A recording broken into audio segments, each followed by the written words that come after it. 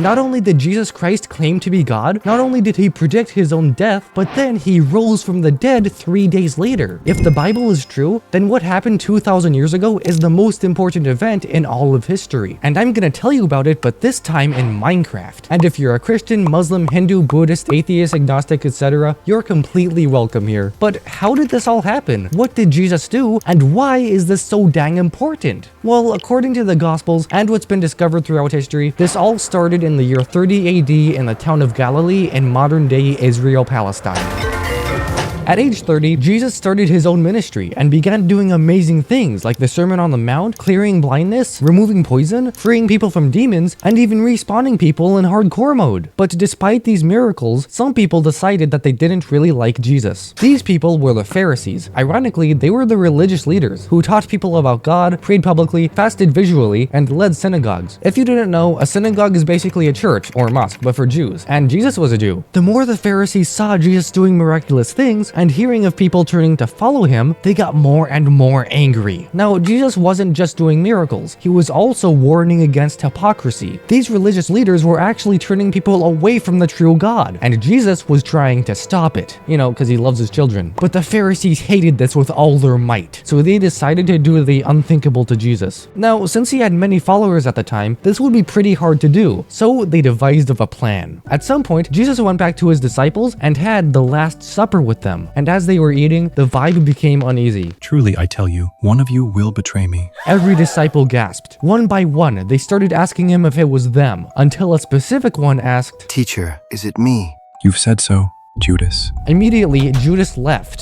For some reason. No one actually knew what had just happened, except for Jesus and Judas. Just after this happened, Jesus took some bread, broke it, and said, "Take this and eat it, for this is my body." Then he took a bottle and said, "Drink this, for this is my blood, which is poured out for the forgiveness of sins." This might sound familiar if you go to a Christian church, because this is basically the very first communion in history. Then after singing a hymn, they went outside. When outside, Jesus told his disciples that, "Tonight, all of you will deny knowing me." Instantly, the one named Peter said, "Even if all of us deny you, I never will." Peter, this very night, before the chicken clucks, you'll deny knowing me 3 whole times. "Even if I have to die with you, I will never deny you." And all the other disciples said the same thing, but Jesus never gets a prediction wrong. Then they went out to pray, and Jesus was very spiritually stressed, so much so that he literally sweated blood. In his prayer, Jesus, who is the server owner in player form, prayed to the server owner in father form, who was in heaven. "Father, if it's possible, don't allow me to die like this, but if your will requires it to happen, then it shall happen." After praying this, he went back to his disciples and caught them sleeping? He kinda scolded them for not keeping watch with him for an hour, and then prayed a few more times. As this was happening, a challenger approached. It was Judas. With him was a large crowd with torches, lanterns, and swords. At that moment, Jesus was arrested. But I'm confused. Why would Judas, one of the 12 disciples, betray his own teacher? Well, remember when Judas suddenly left the Last Supper? That actually happened because the devil hacked him at that very moment. He went to the chief villagers and asked what they would give him for telling them the exact coordinates of Jesus. And after some negotiation, they settled on giving him 30 emeralds for the coordinates. And from that point on, Judas watched for an opportunity. During the arrest, one of the disciples actually took out their diamond sword and slashed the ear off one of the soldiers. "No more of this," Jesus said as he walked toward the injured soldier. He ended up duplicating the ear of the injured soldier, which... wow, that is merciful. Next, Jesus was taken to the chief villagers. Peter followed him at a distance. The chief villagers were looking for false evidence against Jesus so that they could punish him with death. But they couldn't find any, big surprise he was sinless, so they resorted to lies. The chief villager said, "Jesus, tell us if you're the Messiah, the Son of God." You've said so. He has directly lied about God. That's a super serious sin. What do you think, audience? Then the audience yelled in unison that he deserved death. Next, they did a lot of violent things to Jesus. They spat on him, punched him, beat him, and a lot of other violent things. These things were so graphic that I can't even show them on this platform without being demonetized and terminated. That's how bad it was. Peter was chilling in the courtyard while this was happening, and 3 people came to him asking if he knew Jesus. He denied them every single time. After the 3rd one, he exclaimed, "I don't f***ing know the man!"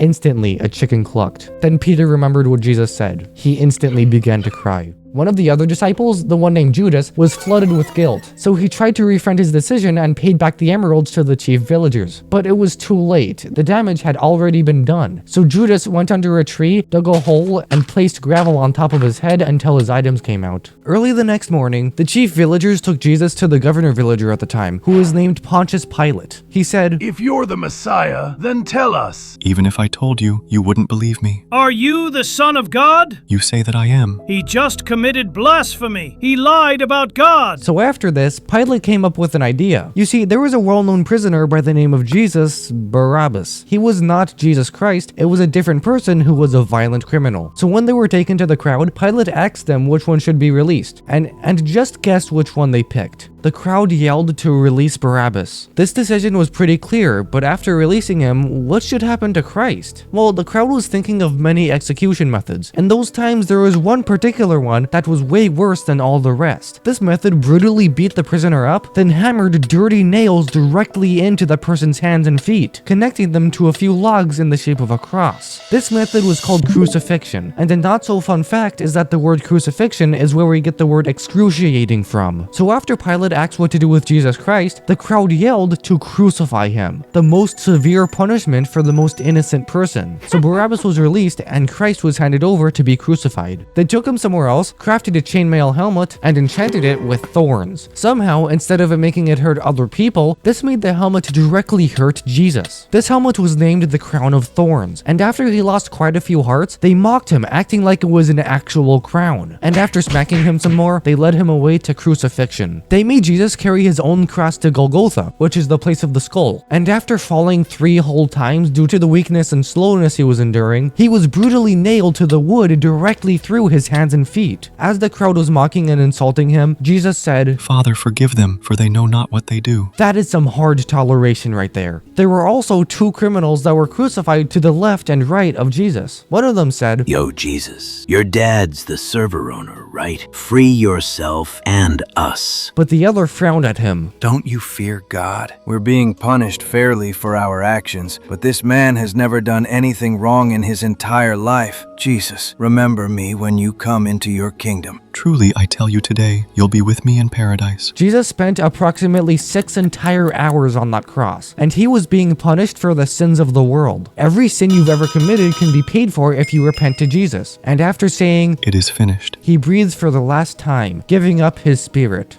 Immediately, the banners of the temple were torn in 2 from top to bottom. An earthquake happened, stones broke, tombs were open, people were terrified. Surely this man was the Son of God. After death, a guy whose name was Joseph, not Jesus' dad, carried his body to a tomb after putting some clothes on it. Then he put a heavy rock in front of it and left. This made it extremely secure, maybe even impossible to break through, especially with the Roman guards guarding it. 3 days after crucifixion, 2 women went to the tomb. Then there was another violent earthquake, and a moderator came down from heaven and took the large rock away from the tomb. But Jesus was missing. For some reason, he wasn't there. What could possibly have happened? Well, the moderator said, Don't be alarmed. You're looking for Jesus, but he isn't here. It's because he has risen from the dead. So they went to his disciples and told them about this, but they didn't believe them. Since this was hardcore mode, you can't just respawn like that. Later, Jesus appeared to the disciples as they were eating and said to them, My death was greatly exaggerated. Go and preach the gospel to everyone, and do all that I have commanded you to do. Then he rose to heaven to be seated at the right hand of God, the Father Almighty. So that's where the Gospels end. I based this video on Matthew, Mark, Luke, and John, and as you can see, it's a bit longer than the video I made on the birth of Christ. And by the way, you shouldn't base your understanding of the resurrection on only this video. Go and read the Gospels, and the rest of the Bible too, why not? Go and see it directly from the source, because it's so much more detailed and better than this video. But yeah, that's why Easter exists. Somehow Easter turned from celebrating the resurrection of God to hunting eggs that a bunny lays, and bunnies don't even lay eggs. But the date of Easter isn't very special, and neither is the date of Christmas. Every day we should celebrate the entirety of Christ. And with that, thanks for watching this UIT Minecraft video, Genesis 1:1 through Revelation 22:21, and until next time, Undefeatable Army.